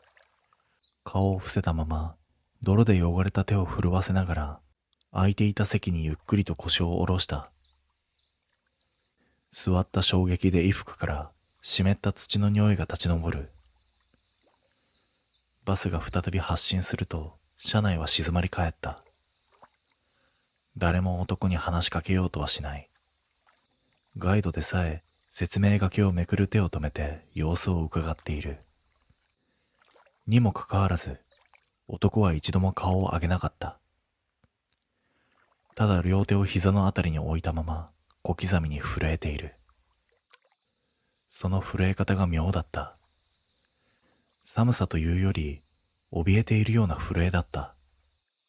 だがそのくせ視線だけはずっと床へ固定されている。俺は落ち着かないままそっと視線を外へ向けた。霧がさらに濃くなり、木々の輪郭がぼやけていく。ふと気になってもう一度男の方を見た。その瞬間だった。倒れていた時は握りしめていたはずの右手の拳が開いていた。その手のひらには黒い土の塊がこびりつくようにぎっしりと詰まっていた。そして男はわずかに唇を動かした。声にはならない。ただ一つの口の形だけがはっきりと見えた。来る。誰が？何が来るんだ？問いを飲み込んだまま車内を見渡しても、乗客の誰もそのつぶやきに気づいていないようだった。バスはただ静かに山を登っていく。だが男の震えだけが車内の空気をじわじわと濁らせ始めていた。まるでこの先で何かを迎えることが決まっているみたいに。バスが山の奥へ入るほどに霧は濃くなっていき、外の景色はほとんど見えなくなった。視界が真っ白になり、窓に映るのは自分の顔と車内の影だけ。そんな中で男だけが異様に静かだった。座席に沈み込み、膝の上に置いた両手はまだ震え続けていた。けれどその震えは先ほどよりも早く細かくなっていた。寒さでは説明できない。怯えが極限に達したような震え方だった。ガイドが意を決したように近づき、声をかけた。大丈夫ですか？温泉地まではあともう少しですから。だが男は反応しなかった。顔を伏せたまま呼吸だけが荒い。ガイドは気まずそうに一歩引き、俺の横を通り過ぎて前へ戻った。その時だった。男の足元のマットに黒い土がポタリと落ちた。最初に拾われた時に服についていた分だろうと思ったが、落ちる量が妙に多い。まるで服の中にまだ大量に入っているかのように落ち続けた。俺はそれを見て声をかけるべきか迷った。しかし関わった瞬間に何かおかしなことが起きる気がして、結局座ったまま様子を伺うしかなかった。さらに数分後、バスが急に揺れた。運転手の息が強く漏れる。鹿か何かが飛び出したんですかね。気をつけます。だが俺の視界の端で男がわずかに反応した。震え方が止まる。だが顔はまだ見せない。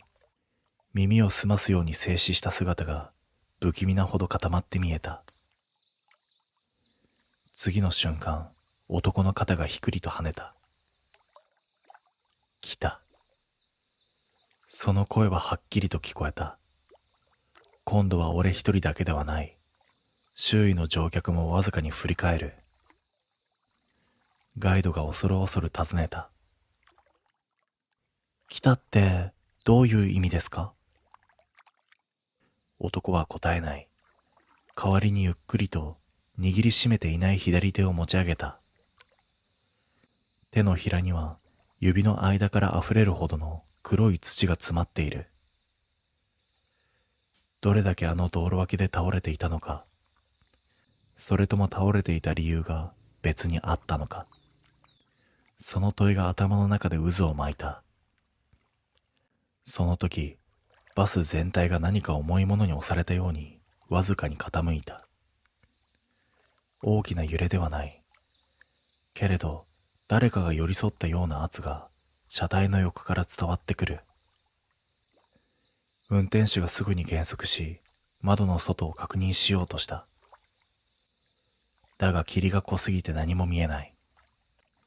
白い幕の向こうに、ただ木々の影だけがぼやけて揺れていた。その時男が初めて顔を上げた。泥と汗で濡れた方、乾きかけた血の跡、そして焦点の合わない目。男は震える唇でゆっくりとつぶやいた。ついてきてるんだ。ガイドが凍りついた。何がついてきてるんですか？男は前ではなくバスの横を指さした。俺を迎えに。その一言で車内の空気が一気に変わった。寒さとは違う、胸の奥を押されるような圧が流れ込んでくる。そして再び車体が外からゆっくりと押された。今度は間違いなく何かが触れた。乗客が息を飲む音が重なり、俺の手汗がじわりとにじむ。男の震えは止まらない。だが顔だけは外の一点を見つめていた。まるでそこに見えているものがいるかのように。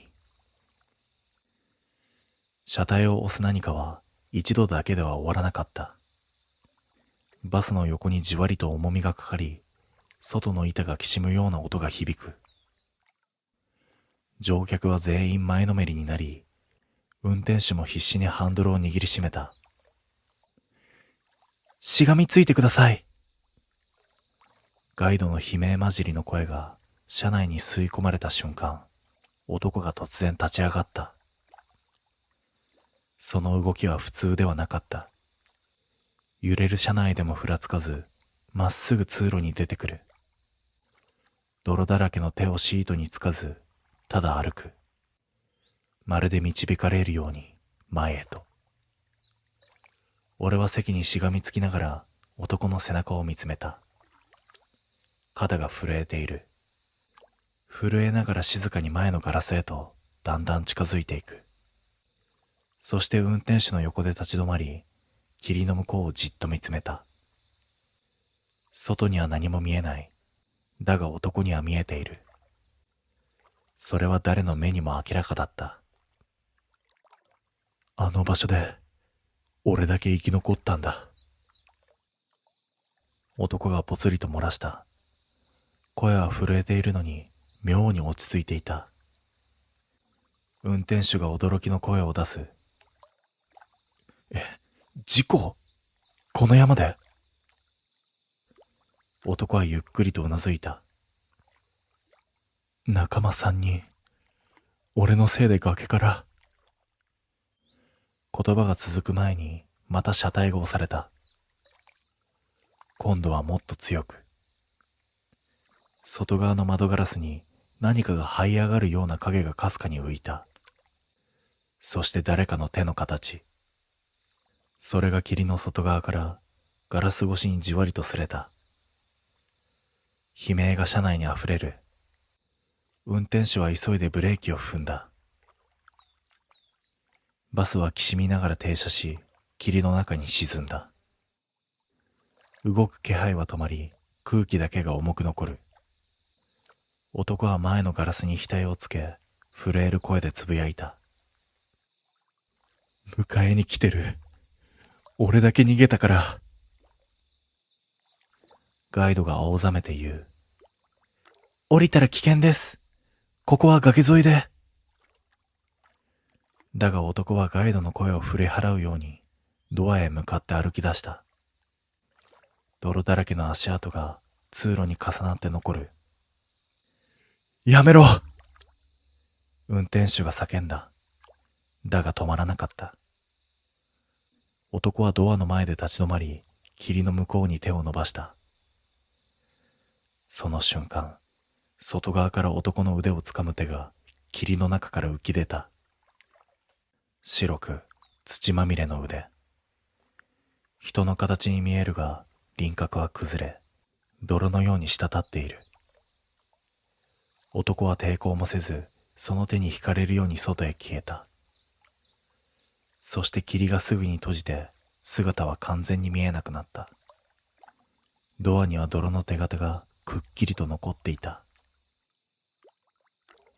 数秒後、外の霧の奥から複数の足音だけがザリッザリッと響いた。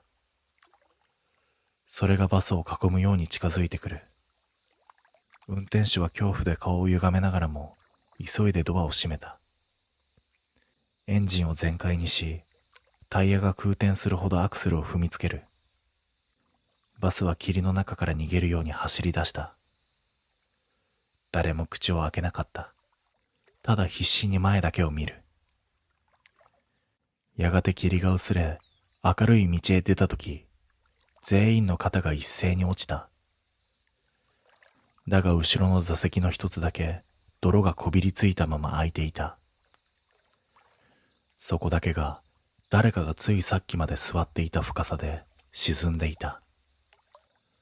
あの男が座っていた席。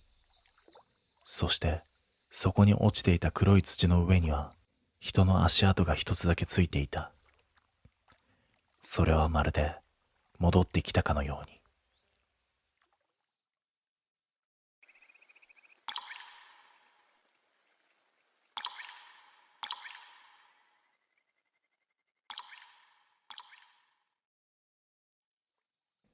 山に囲まれたその村は、地図の上ではただの空白に近かった。電車は通っていないし、最寄りのバスも一日に数本しか来ない。外から人が来る理由なんてほとんどない場所だった。俺、高瀬直人がそこに来たのは仕事の都合だった。古い民家を改装するプロジェクトに参加することになり、しばらくの間、村に滞在することになったんだ。最初に違和感を覚えたのは到着をした日の夜だった。村の人間は妙によそよそしく、それでいてどこか監視をしているような視線を向けてくる。なんか変なとこだな。そうつぶやいた俺に隣の老人が低く言った。夜は出歩かん方がいいぞ。振り向くと、そこにいたのは佐伯光一という老人だった。この村で長く暮らしているらしく、何かと世話役のような立場にいるらしい。別にコンビニ行くくらいなら。ない。即答だった。俺は少し笑ったが、光一の表情は冗談を許さないものだった。特に川には近づくなよ。川ですか？ああ、午前2時だ。そこで初めて光一は俺の目をまっすぐと見た。その時間に行くと呼ばれるぞ。一瞬意味がわからなかった。呼ばれるって誰に？だが光一はそれには答えなかった。ただぽつりとこう言っただけだ。名前を呼ばれるんだ。その夜俺はなかなか眠れなかった。静かすぎるんだ。都会の生活に慣れた耳にはこの音のなさがかえって不気味だった。時計を見ると午前1時50分。ふと昼間の話が頭に浮かぶ。午前2時に川へは行くな。俺は苦笑した。くだらねえ。そう思いながらも妙に気になってしまう。こういう曖昧な警告ほど人の好奇心を刺激する。俺は気がつけば上着を羽織って外に出ていた。夜の村は昼間とはまるで別の場所のようだった。明かりはほとんどなく、空気は冷たく、何より人の気配が完全に消えている。道を下ると、やがて川の音が聞こえてきた。サラサラっと水が流れる音。その音に引き寄せられるように、俺は足を進めた。そして川に着いた。誰もいない。ただ水の流れる音だけが響いている。なんだよ、何もないじゃん。そうつぶやいた瞬間だった。なおと。背後から声がした。俺の体がピタリと止まる。今のは、なおと。もう一度聞こえた。はっきりと俺の名前を呼んだんだ。振り返るが誰もいない。気のせいかな。そう言い聞かせようとしたその時、なおと。今度はすぐ後ろで耳元で囁くように聞こえてきた。反射的に振り向いたが、やっぱり誰もいなかった。ただ、川の水面に何かが映っていた。自分の姿、そのすぐ後ろに誰かが立っている。俺は息を飲んだ。だが振り向いてもそこには何もいない。なおと。また声。今度は水の中からだった。水面が揺れ、歪み、その奥から顔のようなものが浮かび上がる。目も口も曖昧なのに、確かにこちらを見ている。そしてそれは口を開いた。見つけた。次の瞬間、俺は走っていた。何が起きたのか理解する余裕もなく、ただ本能的に逃げ出していた。後ろを振り返る勇気はなかった。ただ耳元でずっと声がする。ナオト、ナオト。家に戻り、鍵を閉め、布団に潜り込んでもその声は止まなかった。いや、むしろ近づいてくる。壁の向こうから、天井から、床の下から。そして、ここにいるよ。すぐ隣で聞こえてきた。翌朝、俺は青ざめた顔で目を覚ました。夢だったのか。そう思いたかったが、すぐに違うと分かった。喉がひどく渇いている。全身に冷たい汗が残っている。そして何より、耳元でかすかに声がする。ナオト。俺は震える手でスマートフォンを掴んだ。電波はある。よし、帰ろう。こんな村すぐに出てやる。そう思い、荷物をまとめて外に出た。だが、村の出口に続く道が見つからなかった。昨日通ったはずの道がないんだ。何度歩いても同じ場所に戻ってくる。なんでだよ。焦りが募る。その時背後から声がした。いけんよ。振り返ると佐伯光一が立っていた。その顔にはどこか諦めたような色が浮かんでいる。だから言ったろ。呼ばれたら終わりなんだ。俺は叫んだ。なんなんだよあれ。なんでこんな。光一は首を振った。お前は外に出すためのもんじゃない。は？この村はな、中に留めておくためにある。風が吹いた。どこからともなくあの声が混じる。ナオト。すぐ後ろで。俺は振り向いた。そこにいたんだ。水に濡れたような形の定まらない影。顔のないそれがゆっくりと手を伸ばしてくる。一人増えたな。これでしばらくは大丈夫だ。光一がぽつりと言った。その意味を理解するより早く影の手が俺の肩に触れた。冷たい。ありえないほど冷たい。やめてくれ。声にならない声が漏れる。